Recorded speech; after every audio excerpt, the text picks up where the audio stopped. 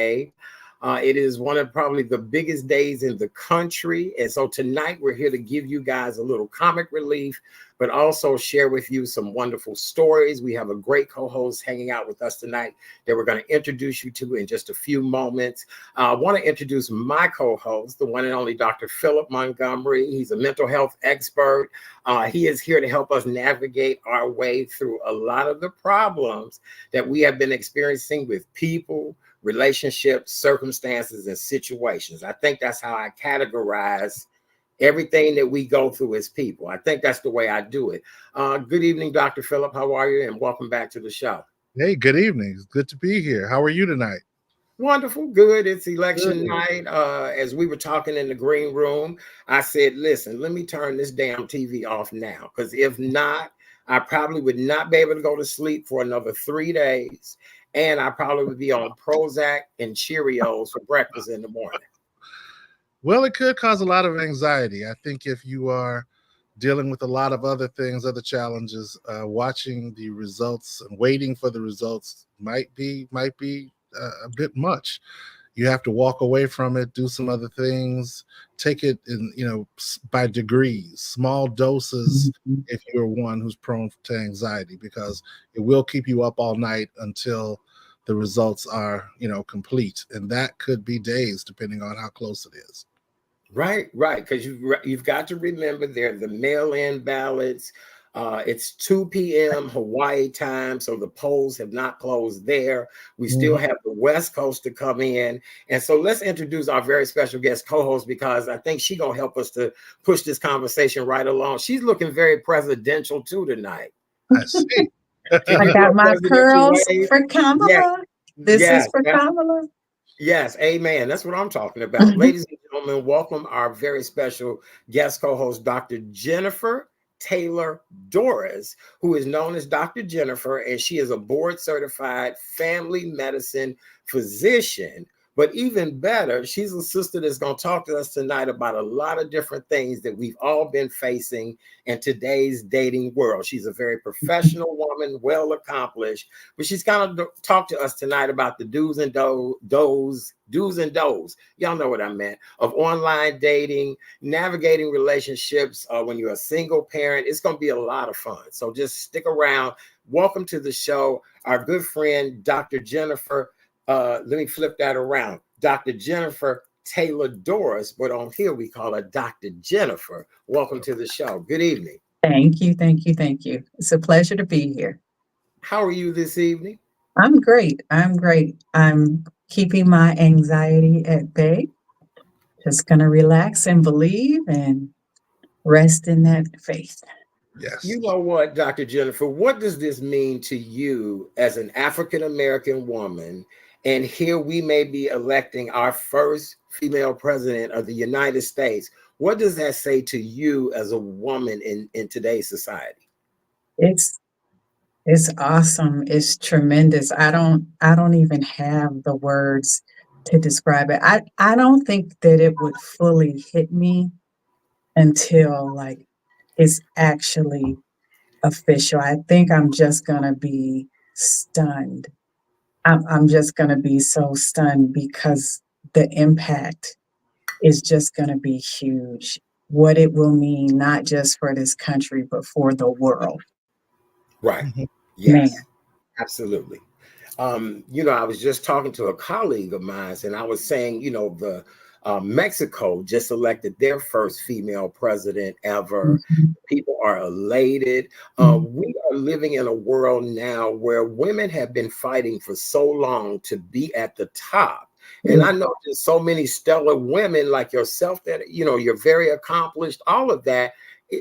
I have no problem with it as a Black man or as an LGBTQ Black man, whatever it is, a man. I still stand up to, what. So I support the woman, and I want this to happen. What do you think, Dr. Phillip? I think we've had so many amazing Black women who have been at the top, but unfortunately had to stand behind a man to be at the top.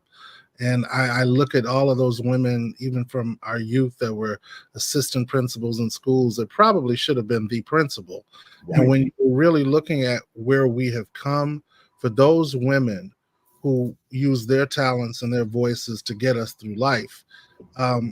This is for them, because now when she wins, we can fully celebrate the fact that women can do anything that a man can do, and probably better. So I would just say this is going to be a great night, and I'm looking forward to the results. I'm going to claim it. So hopefully this is going to be a conversation in a couple of weeks where we will truly be celebrating again. I feel as if we spoke it into existence this evening on this show, that, you know, we must move forward and do some other things. Dr. Jennifer, did you want to give a closing thought on all of this? I'm just holding on to faith, holding on to hope that we are going to move this country forward. I couldn't agree more. All right. Well, let me give you guys a little bit of background about both of our candidates that I think you would find amusing. So I'm going to start with our current vice president. As you guys all know, she is the 49th vice president, and she has been in that position since 2021, serving under President Joe Biden. She is a part of the Democratic Party. She is the first female vice president of the United States, making her the highest ranking female in U.S. history. This is also a first for her being African American, Asian American. And as we all know, she had a stellar work background in the state of California for many years. She is 60 years old. She has 2 stepchildren. You know, the new trend is Mamala, and I think that is so cute. Did you all get a chance to check out Saturday Night Live this past Saturday?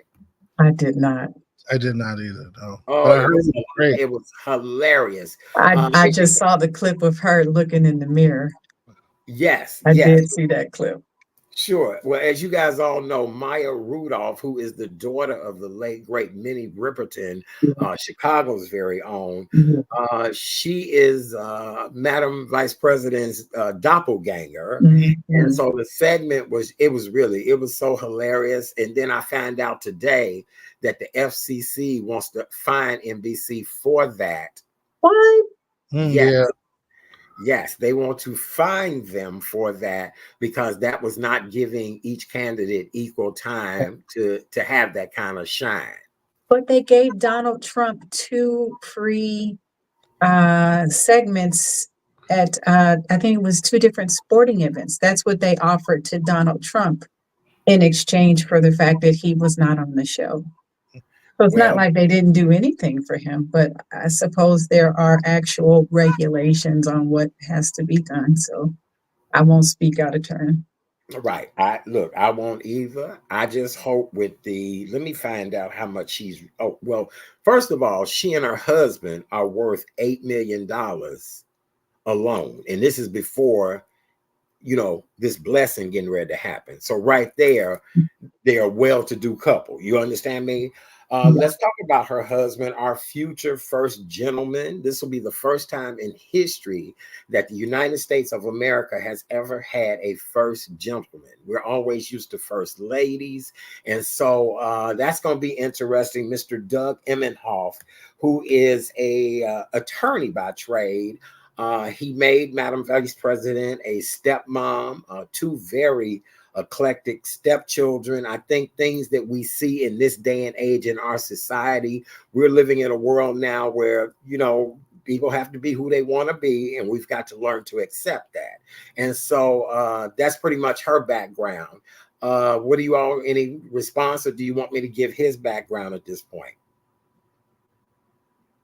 No response. No, let's hear his. Let's hear what. All right. Oh, and by the way, you all, because I'm very big into astrology, Madam Vice President is a Libra. Okay. Now let's continue on to the other candidate. The other candidate is a politician, media personality, and businessman who served as the 45th president of the United States from 2017 to 2021. He received a bachelor's degree in economics from the University of Pennsylvania in '68. Let me fast forward. His daddy gave him a real estate business. He pimped it out, tricked it out, and turned it around. In doing that, and we ain't mad. We about that. We about that. He renovated skyscrapers, hotels, casinos, golf courses, and a series of business that were all failures by the late 90s. All right, so I'm going to continue on in his bio. He won the 2016 presidential election as a Republican against Hillary Clinton. He has been married several times, and he claims himself to be a non-denominational Christian, and he is a Gemini. So, all right, I had to be fair because I don't know who I might get grant money from, any of that. We don't know how this might go. Right. I'm a journalist. I'm gonna keep it 100. I'm gonna keep it fair. So that's why I had to do each other's bios. Now, Dr. Jennifer, I am so curious to know, what did you think about both bios? I mean, those are all facts that were already known to me. So there were no surprises there. We know who he is. We know who she is. Okay, very good. Dr. Phillip, what do you think? I agree, and I'll add just one thing. You can definitely see the privilege when you read his bio, because a lot of that jumpstart was handed to him. So he had, my favorite word, access, long before she would have. So he's always benefited from that access / privilege. Right. This past Saturday, I attended a funeral of a woman who really, here in Chicago, back in the late 80s, early 90s, when, public relations and trying to get into that arena, Midge Kimberly passed away. And it was so funny. I wrote a post about a lot of us, it was like a big reunion of all of us who she helped back in the day. And it was so funny. Some of my friends was like, oh, it would be so nice to have somebody open the door and help back in the day. And I said to myself, if we didn't have somebody like that to help us back then, we'd have never got anywhere, because all of the opportunities and jobs were not coming to people that look like us or talk like us or excel like us. It was either an athlete or you had to go and be a part of the other world, right? Or am I wrong?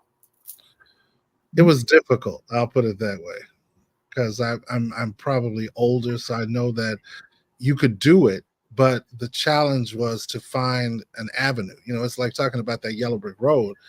It was hidden for the most part. So even if you were willing to skip up it, you had to find it, and that was where I think our challenges have always come, even to today. You can, if they just show you the route. We don't need anything extra. Right. We just need to know the same path that they're using, and we can do it. Right. I couldn't agree more. Dr. Jennifer, what do you feel about that? I totally agree with that.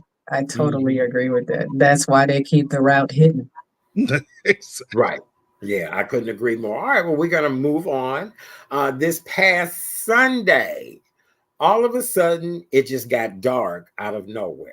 Why was that? It is the annual day of daylight saving time.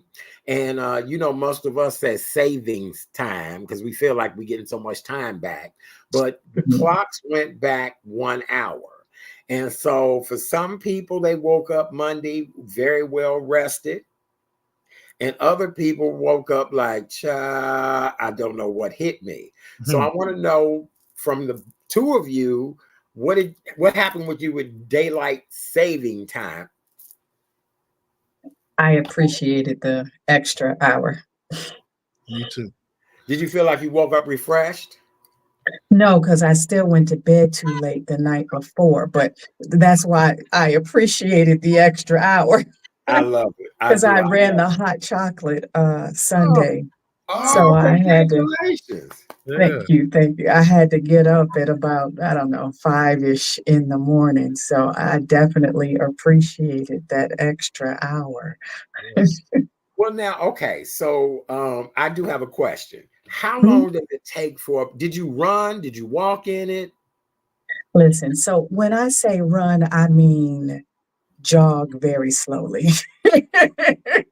Okay. And when I say jog very slowly, I mean with intervals of walking. Okay. All right. Because I was like, I want to talk to a marathon runner, like somebody I know that's cool, that ran. I used to be.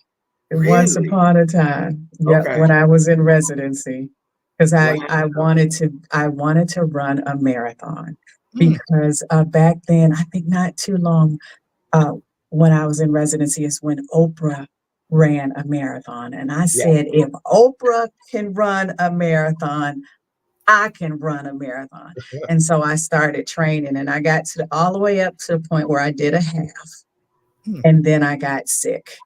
And by the time I was well enough to start running again, I was too much off the program. So I ended up just doing a 10K Wow. instead. And that about killed me.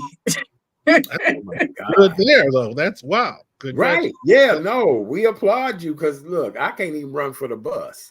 So you know, Yeah, but I don't run anymore. This was my daughter guilted me into this, and she told me she would walk. Mm. And yet, nope. What did we do? We Jog. jogged. All right. good. Very good. Well, congratulations to you and your daughter. That is beautiful. That's a good thing. The mom and daughter time. Oh, okay, I can't wait to talk to you in a little bit about Yeah. relationships. All right, let's move forward with hot topics. All right, so the next hot topic we have is Chicago's very own musical icon, legend Quincy Jones died at the age of 91. We found out just a few days ago. It hurt. It was just unbelievable. I think we had just woken up that morning, Monday morning, when we found out that he died. You know, I could just think of so many songs that just are the backdrop of my life. And so, Dr. Jennifer, I see you agree, and then Philip, we're gonna come to you so we can talk about the one and only Mr. Quincy Jones. I mean, just what movie was he not? I mean, it's movies. Of course, you think Michael Jackson, but it's not just Michael Jackson. Like every genre, like he was a musical genius, and he has always been there. It's like impossible to think of a time when he wasn't there, influencing like every aspect of our culture, every genre of music. What a loss! What a I could loss! I couldn't agree more. Just really an icon. I read a story, I think a couple of weeks ago, where they said that he has 29 girlfriends, and all the 29 girlfriends know about each other. Mm. At his age and at the level of success that he has achieved, if he'd have said 129, I'd have been like, "Go on, Daddy. You so bad. Look, right? Like what? Look, where Have do you at get it. right? Have at it. Where do you go get the application? You know what I'm saying? Right, right. Because so that didn't bother me at all, but I thought that was really a cute way of him leaving out of here. Dr. Phillip, what you think about this? I thought it was amazing. I think when I was going to Kenwood, either he was still living over there in Groveland, or he had Mhm. just moved away from there. I can't remember. It's been a while. But I'll just say that definitely the music, when you think of Sanford and Son and some of the other things that he scored and he produced, and the imprint that they've left. Because even when you take something like The Wiz and the current revival of The Wiz today, it's him. I mean, you can tell the energy that's in the music. You can tell how deeply people still enjoy listening to things that orchestrations from him. So he will be missed. Yeah, I Mhm. could not. I mean, just amazing, amazing guy, well respected, has Mhm. worked with Frank Sinatra, Michael Jackson, you name it. All Quincy the Jones greats. He there. made him great. Right. Yeah. And just to think from the south side of Chicago. Mhm. See, That's great another things come from the example south side. of Huh? fight. That's another example of how he fought, literally and figuratively, to find a way to get to the top. And he did it. Mhm. It was not easy, because I'm sure the road had many, many thorns, but he seemed to make it. And he did it in a way that there'll be very few that can come behind him and do it exactly like that. Oh, absolutely. And There'll then, never be another. No. yes, yes. Keep in mind, remember when he did We Are the World? That Mhm. right. I loved We Are the World. We Are the World was, to me, was I felt like that was the one time that we as a people came together, no matter who you were.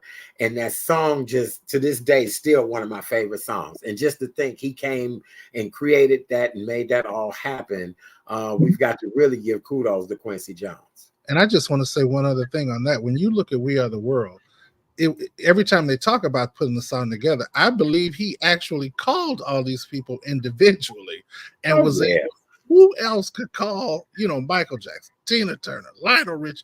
It's like he just pick up the telephone and start dialing and say, I want you here on this date at this time. And boom, they show up and they do it. Yeah. That's bad. That all those egos. You're not going to see that again. You say what, Dr. Jennifer? I said all those egos. Yes, absolutely. Well, we just want to send Mr. Quincy Jones off in good light, good spirit, good energy. Thank you, sir. We could not, with 1,000 tongues say thank you enough for what you have contributed to Black music, the culture, the world. And so we really will miss the iconic Mr. Quincy Jones. Moving on in the news, we found out this morning that Prince's sister, Tika Nelson, passed away. She died today. I was so busy watching the election stuff, I didn't get the follow-up of the story, but I do know for a fact that she was the one who ended up getting all of the control of his estate, properties, all of that. Wow. And now that she's gone, I wonder, if everything was put in place. I've talked to many people about people not putting their business in place, but she was the one that was in control of everything. What do you guys think about that? I hope after everything that they already went through, that somebody secured the future generations, because that was a mess. Yeah. Yeah. I couldn't agree more. Dr. Phillip, what you think? I go back to what you said from the beginning. I think we have to do better at protecting our legacies.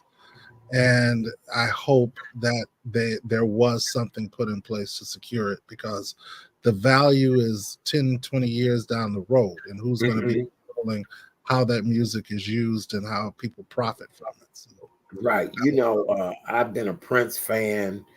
Oh my gosh, I don't know how long. I was a Grace Jones fan. Philip, you know this. I used to love those type of artists before I loved the mainstream R&B artists, because I just gravitated towards those people.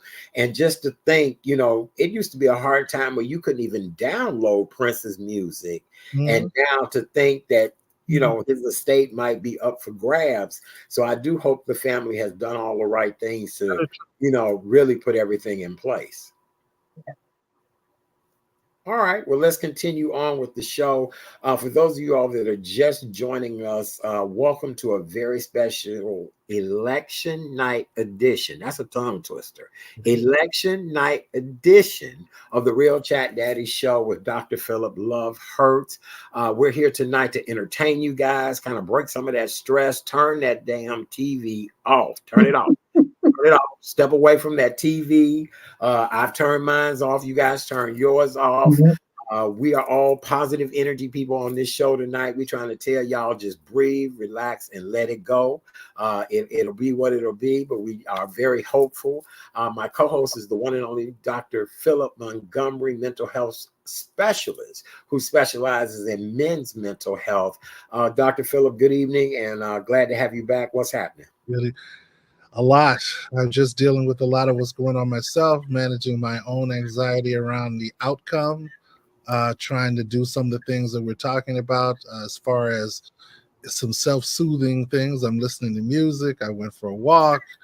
I cooked dinner, just things to kind of take my mind off what's going on, give myself an emotional break so that I can complete the other tasks that I have in front of me and not just get tied down to the TV waiting to see who's going to win. You know what? That's actually really good advice. And then I thought about something while you were talking. I said, wait a minute now. We have a mental health doctor and a physical health, family medicine doctor, that when people get stressed out like this, look, my stomach was hurting earlier. I thought I was gone. Anxiety can affect that body as well, right, Dr. Jennifer? Absolutely, because the mind and the body are connected. Right. They're not two separate things. They are intertwined. Panic attacks, you can have all Yes. kinds of things, and panic attacks can feel like a heart attack. So, They do feel like heart attacks. And you so know, there's no shortage of times people no, end up in the ER thinking that they've had a heart attack, do all the tests, everything is normal. And it turns out it's anxiety, it's a panic attack. That's why I try to do my best to eliminate as much anxiety as possible in Mhm. my life, because I really do think that anxiety will take you out of here quicker than anything. But grief also, grief kills people. yes, Right. it really does. It's Mhm. complex grief that you don't process. Oh my goodness, yeah. Between that and the anxiety, if you put them together, you've got a lot of people out here suffering. And Mhm. that's why when you say, what can you do? Yes, we're doing a lot for this election to try to help each other make it to through the next couple days. But just in general, as a culture, we need to start doing more to support each other. Because so many of us live in a stage of grief. Sometimes we're stuck and we can't move. We have to Mhm. reach around and help each other. Ask your friend that you haven't seen to go for a walk, go to a movie, go to a happy hour, go take a drive, go buy flowers for the winter, get some mums, do something, Yeah. because you never know who needs to hear from you, and you never know Mhm. what it'll do from you when you reach out to them. Yeah. And You it's know, not just grieving the physical loss of someone, it's grieving the loss of a relationship, grieving the loss of a job, grieving, the loss of something else you were looking forward to that's not coming to pass. There's all sorts of grief reactions. And it seems like though the only grief that we give respect and deference to is physical It's life loss. interesting. What both of you have said is eye-opening to me in many different ways. I've seen grief in many different ways. I think a lot about our upbringing and how grief was dealt with in other generations that we come from, the societal dramas and things that we face. You both have really spoke a lot of truth to power about, dealing with both situations, Yeah. And when you don't deal with grief, you take that into your relationships and then you're problematic. Mhm. Right, You are the problem. Yep. right, right. All I right. mean, Well, there are a lot of people that are dealing with a version of anxiety/grief with the seasons changing. I mean, Yes, that's real. that is Hmm. a real disorder, and a lot of Yes. people, as the days get shorter, I mean, I've had relatives where they've Yes. moved to Florida just Hmm. because they needed a longer day, Yes. and it's you could tell that they were really thriving once they Hmm. got back into a world where there was more sunlight. So Yeah. that's why I say you have to reach out. You never know what a person is grieving or struggling with. Mhm. all right. Well, this show is all about trying to encourage people to live your best life. Just want to tell you guys, if you don't do anything but take 10 minutes for yourself every day, take that 10 minutes to try to channel positive, good energy into your life. Decompress from all the stressful things that have happened. I know every day when I come in from work, I try to come in and center myself from a busy day, and I just think it's so important that we all do that. Check on your mental health and your physical health, and for those of you all that have those flexible insurance spending plans, make sure you are taking care of things before the end of the year. Did I say that right, doctors? Yes. Mhm. Okay, very good. All right. Well, now we're going to move on to our relationship portion of tonight's show. And I'm actually excited to have our guest here on the show. We met a couple of months ago.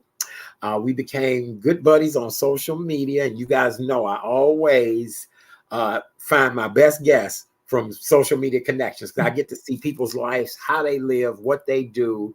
And sometimes you go, I would love to know more about this person. And bada boom, bada bing, Here she is. Ladies and gentlemen, she is Dr. Jennifer Taylor Doris here on the show, and her social name is going to be Dr. Jennifer.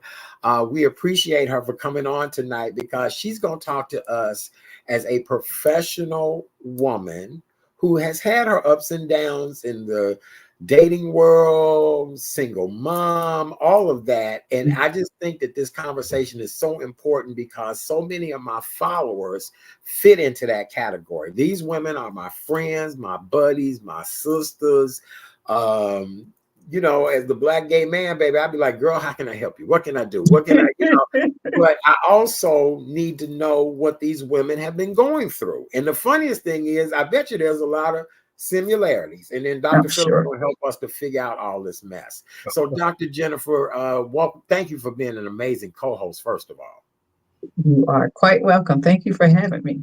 You're doing a great job. You really are. Okay, very good. All right, so let's get into I don't even know where to start with you. You and I had the most amazing phone conversation. I was like, yep, let's talk about that. Let's talk about that. Where do you want to start with sharing? I'm gonna let you start your story. Go ahead. I will start with the fact that in preparation for me being a co-host tonight, I watched your last show where you had the two young ladies on who were talking about online dating it was dating after 40, and one of them was doing online dating. The other one wasn't really down for it. But I could relate to a lot of what they said. One of them talked about how the dating pools got a little poo-poo and a little pee-pee, which was hilarious. But, you know, it's not untrue. And the other one repeated a phrase that I have often shared with my daughter, and that is, I've had to kiss a lot of frogs before I finally met my prince. I was 48 when I met my husband and had never been married. You know, of course, it is obvious to me now that by choosing to go into medicine, I was kind of choosing that I was probably going to, you know, date and marry later, because that is, you know, what typically happens with professional women. But I wasn't necessarily conscious that that's what I was really choosing. I guess somehow I thought that I was going to be the exception. And then I was not the exception. Okay. All right. So wait, I got questions. Okay. So, very good. Wow, that's interesting. So you really didn't think you were going to get married until later anyway? I had a feeling. I mean, because I knew going in med school, you got to get your undergrad. That's 4 years. Med school is another 4 years, and the shortest residency is 3 years. So that doesn't leave a lot of time for dating and socializing and meeting people. And the reality of medical school and residency is nothing like the shows on TV. Nothing except Scrubs. Okay, I like Scrubs. Right. Yes. No, I have to commend you for, first of all, the journey that you've gone down, because we really do need to see more people that look like us doing what we all do. And African-American female as a doctor, I just think is amazing. And you look like somebody we need to trust and talk to. You know what I'm saying? I think, yes, you do. You look like somebody that people should trust and talk to. But my heart goes out to people because, and I'm going to say this, but I've seen my Caucasian friends in your line of work meet somebody. They go through that medical school together. We ate ramen noodles together. we stayed in a rat-infested apartment together, because guess what? My baby is getting ready to be a doctor. And so my heart goes out when women tell me, like, listen, I've had I had to become that doctor. And I'm thinking, nobody thought about grabbing you while you was trying to become the doctor? Well, again, you spend a lot of time studying. Okay. Okay. So, and it depends on who you're looking at. Who are you interested in? If Mhm. you are Black and your preference is somebody Black, you're not gonna find a lot of that in med school, in residency. Okay. Like, so All the right. pickings is mighty slim. Got you. You Okay. know, Oh, see, this it's is the just truth we want. Right. Okay. pick. Okay. That And makes sense. there's just not a lot of McDreamies and McSteamies walking around. It's just that's just not reality. Okay. All right. Just Very not good. reality. I love it. I do. That's cute. Dr. Phillip, what do you think? I mean, I feel sorry for you and I both know a lot of women have Yeah. done really well, beautiful women own properties, lovely cars, vacations. I mean, I hell, they treat me lovely. I look, let me just say this real quick on election night. I love all my play sisters, all my good Judys, my friends. Y'all have treated me well. I love you, ladies, and I hope we get a female president. All right, Dr. Phillip, where we going with this? I think it's a real challenge. One of my best friends is a physician, and I can remember as she went through, like she was saying, you got 4 years here, 4 years there. Then here comes this lottery thing where you don't know where you're going to wind up. She winds up in Cleveland. That's not where she was from. Great experience as far as becoming a physician. But then there were many, many frogs. She accidentally brought one of the biggest frogs back with her. She came back, then she came back into her world. But again, we're talking about probably about 15 years later. So all of her friends and contemporaries that probably would have been part of that pool, they've already married. Then you've got African American males where we have some self esteem, trauma issues that we have not resolved. And it can be very difficult to match with someone whose trajectory appears to be a lot more advanced than ours is going to be. And a lot of men can't deal with a woman being that successful and being married to him. So there's so many obstacles there that, as she put it, the 48 is not bad. I mean, when you look at the other, Right. when you look at the majority culture, if we want to call it that, the difference is they're instructed on how to do it. The girls go to school to become nurses. They pair up with the doctors when they see them doing their internships in the hospitals. They latch onto the ones that are a similar faith, typically Jewish, Catholic, and then they form community. They stick together and they get married. I mean, we don't have a lot of, again, paths in front of us that help us navigate that particular water. And no disrespect, Dr. Jennifer. I just meant it, and I've seen it with so many of just my beautiful, well, successful friends that I'm like, wait a minute. Somebody didn't realize you were the queen then, that you were a diamond then, and it's unfortunate, but like you said, Dr. Phillip, when there is so many different mental illnesses, people that are unsure themselves, not wanting to commit, too much pressure, we end up in those type of situations, and it's unfortunate. But I really would love to see Black love come back alive. I would love to see it thrive. I remember when I used to be invited to a wedding every weekend. I don't know the last time I've been to a wedding, other than the one we were at, Dr. Jennifer. Yeah. Right. That's I another. right. And that was a beautiful wedding. And you see what I'm saying? Yes, Think about when was the that was a last time beautiful you were day. invited to a wedding? Think about that. You're not seeing them as much, and it's just changing the way the makeup of the family. A lot of what it looks like is not what we recall. And I think that, yeah, it's a new world, but that I do believe Black love thrives. I just believe when you talk about things like it's how we adjust to each other, how do we comprehend one another? And I think that it is difficult for a lot of men if they're marrying someone who they just feel that their earning potential will never be the same. They need to take a slight step back because that woman's career may require a lot more nurturing as far as getting her through the day if she's an anesthesiologist and she's busy and it's stressful and so all this is happening, to getting home if she's a vascular surgeon and she's being called to do this and that and go everywhere. So you really have to have it's a reverse because women have done it. It's going to be just like our first gentleman.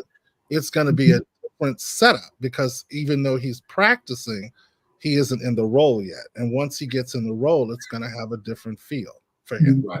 Yes, I couldn't agree more. All right, very good. Well, Jennifer, I want to move on to now you've become this amazing doctor. Congratulations. You graduated. Thank you. As my grandmama said, you got that piece of paper to go with it. And so very proud. And so now online dating. What would you advise us to do and don't do when it comes to online dating?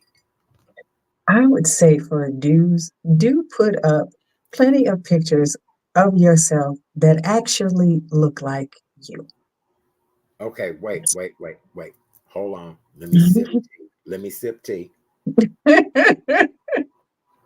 Okay, ma'am, I'm gonna put you on the big screen. I'm gonna put you on the jumbo screen. Say it again. Say it again. Put pictures online that actually look like you. Standing up, sitting down, in a swimsuit, in a dress, in jeans, you know, whatever. Multiple pictures. Because people want to know what you really look like.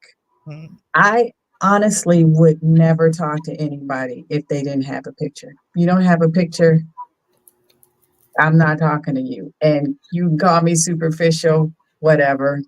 I own it. But attraction is visual. It's not just your personality.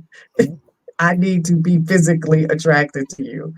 So, no, if you don't have a picture, you're not getting my attention. And lots of people feel that way. But, also important to not take stock photos from Google and misrepresent yourself as someone else. And yes, this happened to me. Okay, well, look, Dr. Jennifer, people are loving you. So listen, let's go on into that story. I'm just going to continue to sip tea, and then I want you to go into that story. And then look, once we have 2 questions, we'll stop you. Go ahead. So I think I can't remember because I was on a bunch of different sites. So I can't remember which one. So I won't name a name because we That's don't all want right. to risk anybody No, we don't. getting We you don't. in trouble anyway. But Yes. so at this time, I was still seeing patients back then, and I was doing wound care. And I'd talked to this gentleman. We'd been talking online and getting along great. We were going to have a meet and greet at Bar Louie in Hyde Park Friday after work. And so I had been going to different places on the South Side, seeing, different nursing homes taking care of patients and their wounds. And so I had a complication with the patient. I cleaned up their wound and they started bleeding, and I couldn't get the bleeding to stop. And I had to send them to the hospital, to the emergency room, because nothing I did would get the bleeding to stop. And I was worried about this person. And so I was talking to this guy about this, of course, not giving any identifying patient information. So fast forward, I get to Bar Louie and I walk in and there's this long table, and I don't even know if Bar Louie's still over there. This is several years ago. It's bustling. It's plenty of beautiful Black people in there. The energy is great. I step in, I scan the room, and I don't see none of the single dudes look like this dude. And I'm looking around and I'm like, I don't see this dude. So I turned around to go back to the foyer because I was going to text him, because we had been texting as I was walking up and he told me he was in there. So I was about to text him and be like, I don't see you. And somebody took my elbow and turned me around, and he was like, hey, sweetheart. And I'm like, and I, and I was like, hey. And I'm like, Who are you? I think you're confusing me for somebody else. And he's like, Jennifer? And I'm like, yes. And he's like, it's Michael or whatever the heck his name was. And I'm like, hi. Hi, hi. And I'm like, no, but no, I don't think I don't because So, he ma'am, looked because I'm looking and I'm staring at his face and I'm looking and I'm like, you look like you could be the uncle of the dude in the pictures. And I'm so confused and I don't know what to do. And I don't want to be mean. I don't want to be rude. But I don't want to get kidnapped or so, and then he asked me about the patient. And so that's when I knew, oh God, okay, this okay. is him. This is him. And I'm just in total shock. And he's like, come on, sit down. I ordered some wings, some whatever. He'd ordered appetizers and so I didn't know what to do. So I walked to the table and I sat down and Oh, I had some wings. I think I ordered a drink. Wait. Okay, so both of the okay, I know I got questions. Okay, so wait a minute. First of all, thank you so much. These are the stories that we want to hear on this show. Thank you. Yes, we want to hear these stories because we want to talk through these stories so that we're able to help other people navigate through what we've been through. Okay, so this is a blessing tonight, you all, that we're trying to help you all. Okay, so talking online, you go out to the place. I know exactly where you went. I know the place, all of that. Okay, so now, first question. Uh-huh. What was the first lie that was told about who they were? Was it the looks? Was it the wheelchair? Was it the? I mean, what was the first thing that said to you, "Oh hell no"? It was the looks because the dude in the pictures was beautiful, and the dude in front of me was about 40 pounds heavier. Wow. And about 30 years older. 20 to 30 years older. Right. Yeah. Oh and that's why I'm just like, this can't, you must be looking for somebody else. I think you're confused. I couldn't even get like a sentence out because I was like, this cannot be happening. This cannot be happening. You knew you couldn't save it. So it was like, how do I evaporate? Yes. And this dude been lying to me for weeks. They put up a fake profile, and I'm worried about hurting his feelings. I don't want to hurt his feelings. Right. No. So, just to kind of sum this all up, Dr. Jennifer, really, I do love you. My friend, I owe you lunch, cocktails, everything, because I could share multiple stories. Yeah, I got stories. Show out tonight, but I got multiple stories from famous people to just everyday people. There are people out here who just live on social media trying to catfish people to get a come up.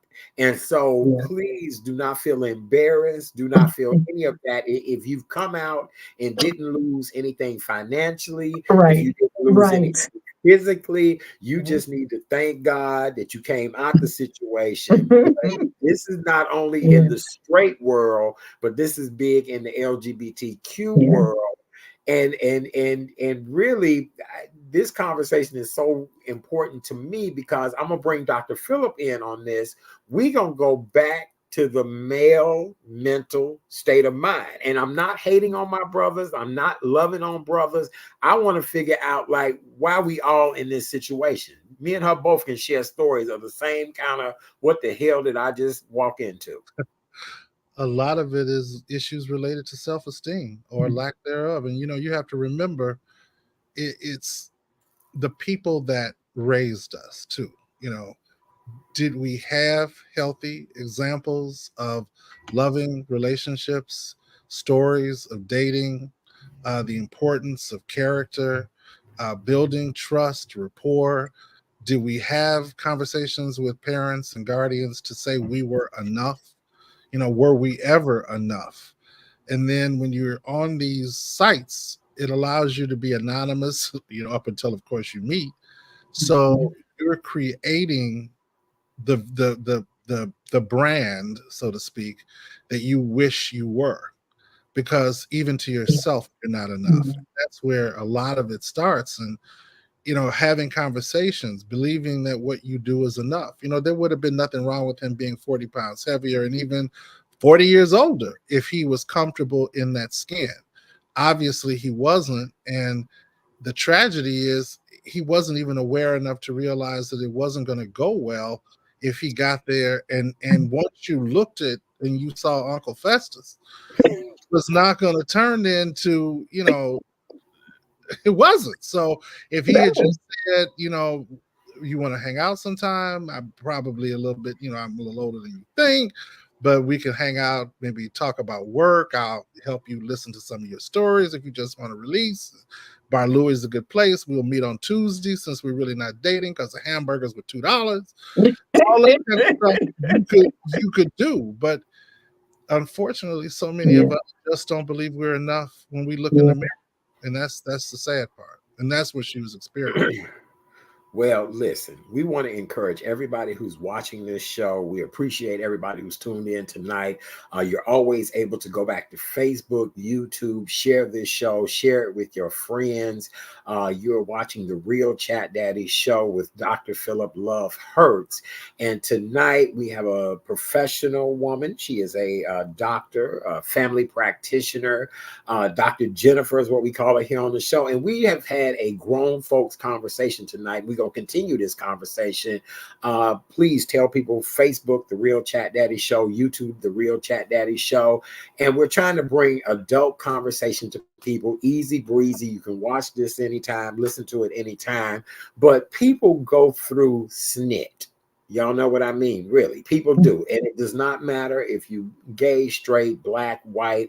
I was going to say earlier, YouTube, that white people, I remember a time growing up when white people were considered more superior than we are. And I now have become friends with so many white people that are eye to eye, have had the same problems, issues, did not have the silver spoon, all of that. And I think that's why we're living in a world where people are truly suffering in this day and age. You know what I'm saying? So that's why this election tonight will be very interesting to see which way it goes. What you think, Dr. Phillip? I agree. I think, we don't understand the context of life. So many of us walk a similar walk, but we just can't allow ourselves to believe that people that don't look like us do also. When you look at Trump and some of his followers, that's what they're bargaining, that they can sell the fact that they're different, or there's something wrong, or there's something that should be considered when you look at them. Even to be brazen enough to, and that's a word from my grandmother, to be brazen enough where you can call the vice president and basically indicate that she's not smart.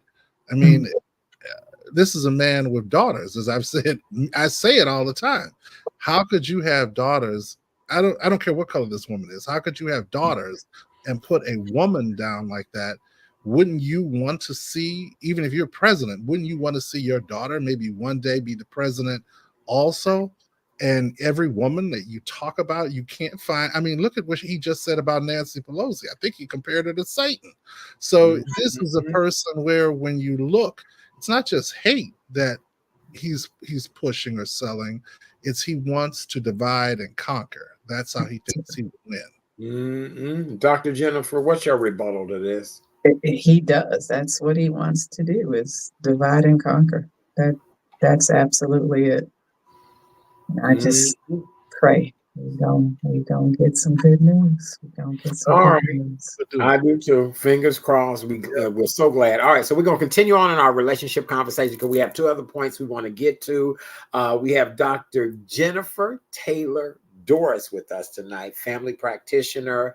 We're calling her here on the show and around the world. She's known as Dr. Jennifer. You are doing an amazing job. You're meant for television. Thank you. Yeah, I'm gonna have to be your PR person. I'm gonna have to figure out how we going. Yeah, I think you need to be on like the doctors. You know what I'm saying? I think you do a great I've had person. some practice. Huh? I've Yeah, had some practice. you're doing a good job. You really are very entertaining. Thank So you. listen, so let's fast forward to the dating thing. I agree 100% with you, though. I really do. I've heard it all, seen it all, and as this show continues to go on, we're going to talk about some foolishness. But let's continue on. So now here you are, a single parent, back out in the dating world. How does that all work? And what was the end results of once you got past the I'm single parent and dating? Well, even when I got catfished, I was a single parent then. I think I can't even remember how old my daughter was then, but I've been a single parent. I was a single parent like for her whole upbringing. Okay. So that was my identity the whole time. So I didn't date a lot when she was little because I wasn't Okay. trying to bring random people around my baby. Very good. Not trying to hear it. And then, most of her life was me either trying to get into medical school, or in residency. And that just did not lend itself as a single parent to a lot of dating. So it really was once I finished my training and I was living in Timbuktu in Peru, Illinois. Ooh, Wait, you were living where? In First, I Peru. lived in Princeton, Illinois, and then I lived in Peru, Illinois, because I had a scholarship from the state of Illinois, and they paid for my tuition and gave me a stipend every month. And in exchange, I agreed to come back to the state of Illinois and work in an underserved community a year for a year. I expected to come back to Chicago. I instead ended up in Princeton, Illinois, and Peru, Illinois, and Mendota, Illinois. Oh God. Well, now that's So the that's funny what led thing. me to online dating, because how else was I going to encounter a Black man? Right. and Dota, I'm surprised you found one just traveling through. Wow, that had to be something Yeah, else. that's what got me into online dating, because I would come home to Chicago on the weekends, but every weekend I couldn't because I was on call. So, yeah, so that's what got me started on online dating. Sometimes I would get off, then I'd be bored, like, all right, just get back on. And most of the time I was on the ones that were free, since, it didn't cost me anything. Right. And at the time that I met my husband, I was only on, of all things, Tinder, because it was free. And I was bored one day at work, took a break, swiping through, and saw him in his Kool-Aid smile. And he was so handsome. And I was like, oh, okay. And I read his profile, and he could actually form a sentence. And he seemed like he was kind of funny too. And I'm like, okay, all right. So I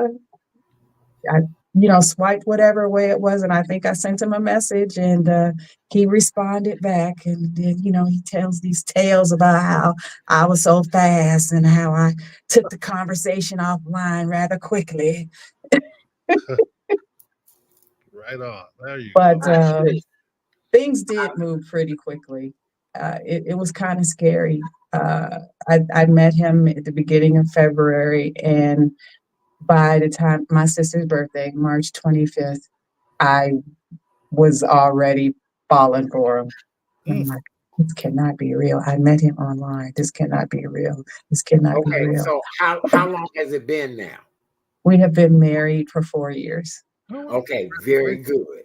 Mm. Now, I love the story. I do. I too am an online dating person, but I also don't believe in a lot of BS. I have excellent linguistic skills, and so if you are sending me messages of what's up, how you doing, no, I want to talk. If your linguistic skills are great in our communication, then I'll move it to the next level. But I too have met people within 7 days, but then I also have had a lot of craziness within, the people too. So I just find it extraordinary. What said to you, this is him, he is he, this is my, because really, I'm gonna be honest with you. Women make that decision. Men can see 1,000 women and say all of them are beautiful. A woman knows when that's her man. When did you know he was your man? Pretty quickly. Wow. After gosh, was it the first date? It was really early on. And I was just like, man, because so okay, so the day the day that I met him, the next day I had weight loss surgery. And some of my best girlfriends and I, one of them in particular, had been planning out how my whole summer was gonna go. I was supposed to have a hot girl summer. This was before You, Meg Thee Stallion was even no. Before that, I had a hot girl summer. The amen. 2019 was supposed to be my hot girl summer. It was all planned out. My wardrobe, where we was hanging. I couldn't date nobody below a certain age. Like, I mean, she had it all planned out. And I said, watch this. Watch him be the one. And it was because of how he moved. If he said he was going to call, he called. If he said he was going to do something, he was Johnny on the spot. Woo. His word, he was impeccable with his word. Hmm. That Okay, that so character is important. Yeah. and that's what I was gonna say. Because listen, I feel everything Dr. Jennifer is saying. I agree too. If you're gonna be in my life and want to be in my life, I need you to be about your word. I need you to be truthful, honest. I don't want to have to worry about not one damn thing when we in a relationship, because when you get with a person who is a personality, both Dr. Jennifer and I are A personalities. We can't turn it down. We can't turn it off. It is what it is. It really is. But people oftentimes have a hard time loving people like us because they think that the A personality is the driving force. And actually, people like us are very docile, I'm loving, happy to give it gentle. over. Amen. Look, look, me too. I don't even allow my mates to call me Chat Daddy or talk about any of that, because Mhm. Chat Daddy is an image and a personality that people love and adore.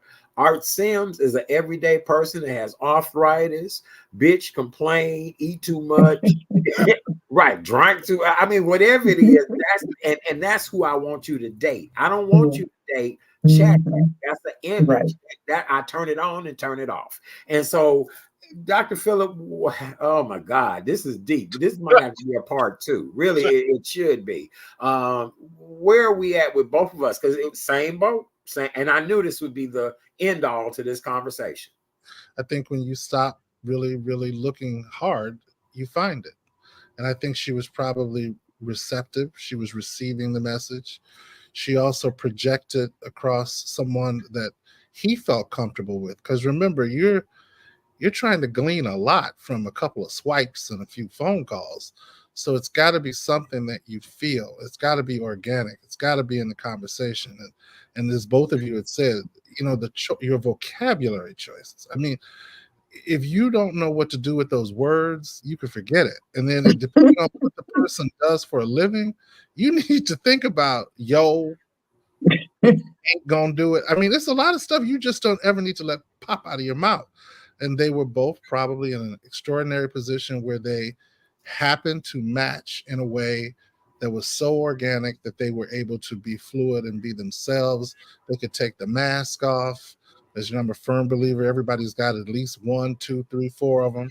If you can take the mask off and meet the person and just the basics. How did Dr. Jennifer say? Can you laugh? And he laughed and he did what he said. So she was allowed to trust him. And a lot of times I do believe for the purposes of mental health question, there's a version of safety that we all need to be able to feel. And if you're not questioning everything the other person does, you're more likely to be able to receive what they have to offer. Oh my God. That look, that's so beautiful. That Dr. Jennifer, what's your thought on all of that? Because really, I'm so happy for you. I don't know what to do because I know so many people that would hope it happened the way it happened for you. Yeah. And to find somebody, you know, and I tell people a lot of times it's not even about the money.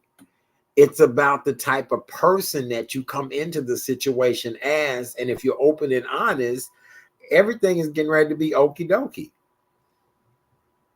I was thinking as Dr. Phillip was talking about the mask. You said something else just now, though, that made me remember the other thing that made me know that he was reluctantly going to be the one. Believe you me, I did not want him to be the one because I was looking forward to my hot girls. Oh my God. Oh my I God. was. But because he could see right through me. Yeah. He, you know, I could give other people bullshit and make you believe what I'm telling you is true. And he could see right through it.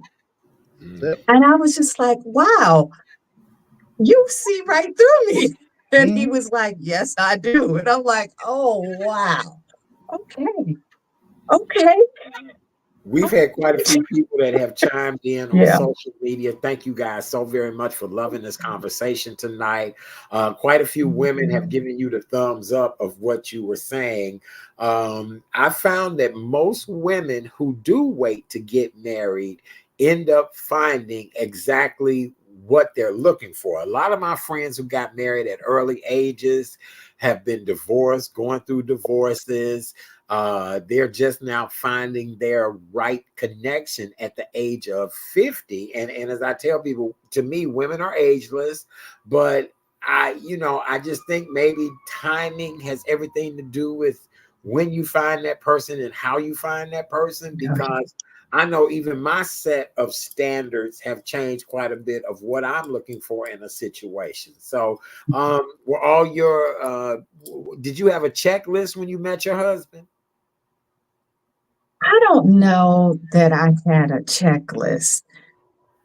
And I thought about this because I know you discussed this with the two ladies last week. And so it made me think about the same question then.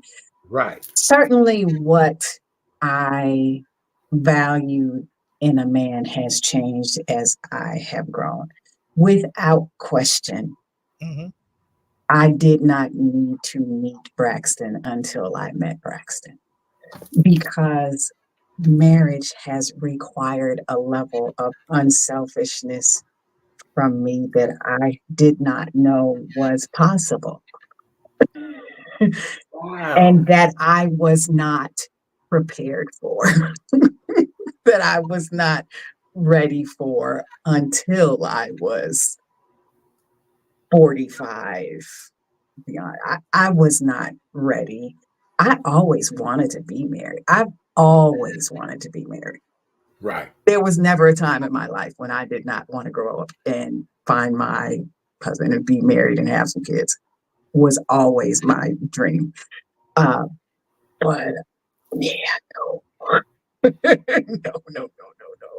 No. I was not ready for this level of giving and forgiving and forgetting. I remember, I think it was like, I don't know how long we've been married. Maybe it had been a month. I don't know. It was really, really early. And I got mad at him for something. And then I realized, where you gonna go? You can't Right. go You nowhere. married now.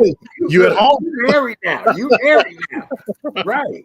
You can't go You nowhere. gonna give him the silent treatment and y'all live in this house together? You sleep in the same bed? You about to do that? You got to get over it. Yep. You either got to go talk to him or you got to get over it. That's it. Wow. Look, that's great advice, because I just think people nowadays are just so angry, so bitter, just so during the pandemic, I saw pictures of people in loving situations. Honey, when that pandemic was over, you ain't see nothing. I was always like, what happened to where's so-and-so? Okay, ain't my business. Hey, look, sip tea. Let me just sip tea. But, I think trying to work things out is the most important thing ever that, we can do to make a relationship better. I just think it's incredible. I do. Dr. Phillip, before we close out tonight, was there something else you wanted to add to what she just said? Because I thought that was incredible. I think it's incredible, and it's all about what I would add: communication. I mean, I think when you first get married, there is the shock of the everyday of it, because you've been typically moving along, your own group. Right. And now you have to play both sides of that Yeah. 45. And that's you have to really be patient. Watch your attachment style. Don't let too much anxiety take over. Don't become too defensive. Just listen, breathe, count to 10. Get you a nice collection of books that you can read, whatever you need to have around the house, but you can do it. But you just have to communicate and learn to comprehend each other.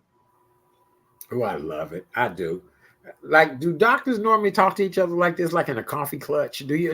Right. I'm sure you don't. Right. I'm just like, oh, this is such a Usam moment. It really is. It really, you're right. And that advice is not only for her, but it's for me. It's for anybody who is watching this show tonight and really want to be in a good, loving, healthy relationship.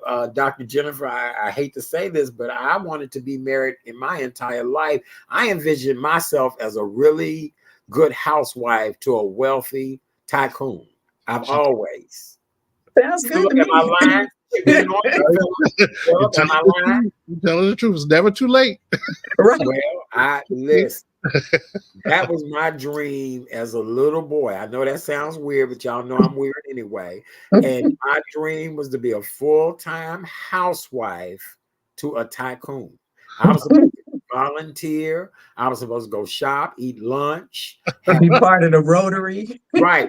Do something like this to entertain me, be a TV star. I was supposed to do stuff like that. I was Walking around in a caftan. Yes, absolutely. I was supposed to go to Neiman Marcus and my mink drag the floor as I'm walking through. Yes, that was so, honey. I hope it ain't too late. I really hope it ain't too late. It's not. But I just think, time, the hourglass is definitely getting thin on one end. So, but hopefully not. But but that's been my dream. So I do understand where you are. Dr. Jennifer, in closing tonight, what do you want to say to everybody? It's election night. We really love and appreciate you tonight. I want to talk to you about us doing some other conversations because I think you're amazing. What do you want to close off with tonight? I have really enjoyed this. Thank you very much for having me. I've Yes. enjoyed talking with both of you. I would like to just leave people with, don't give up on love. No. I know it gets bumpy and it gets rough, and you get bruised and you get some broken bones. You beat up along the way, but love is worth it. When you find healthy love, it's worth it and it's good.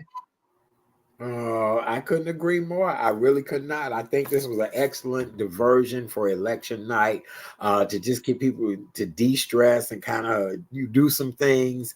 Thank you, Dr. Jennifer. We really appreciate you so much. You have just been amazing, funny, witty. I'm so glad you reached out to me. Ladies and gentlemen, Jennifer Taylor Doris.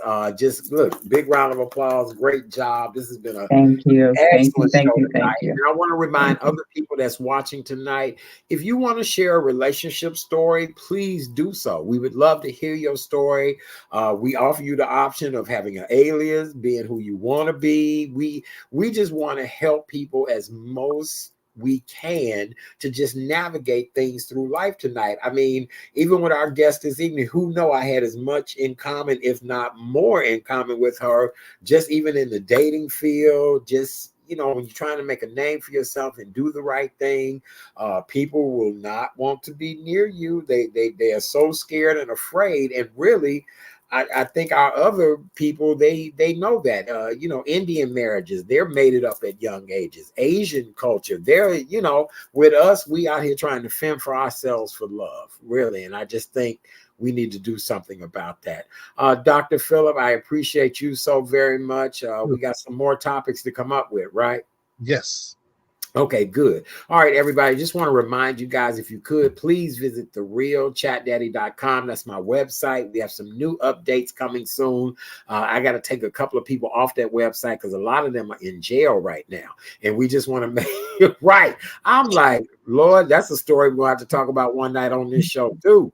Like how you go from celebrity to being in jail. That just, I don't know, but we'll talk about Slippery slope.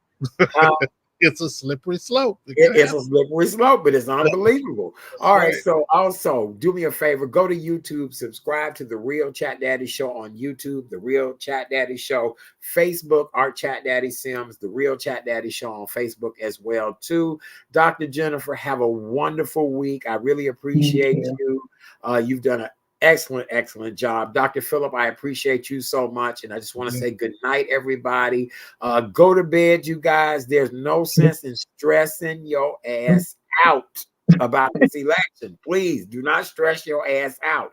Go to bed. We love you guys. We appreciate you guys so much. Have a wonderful night. And we are out, beautiful people.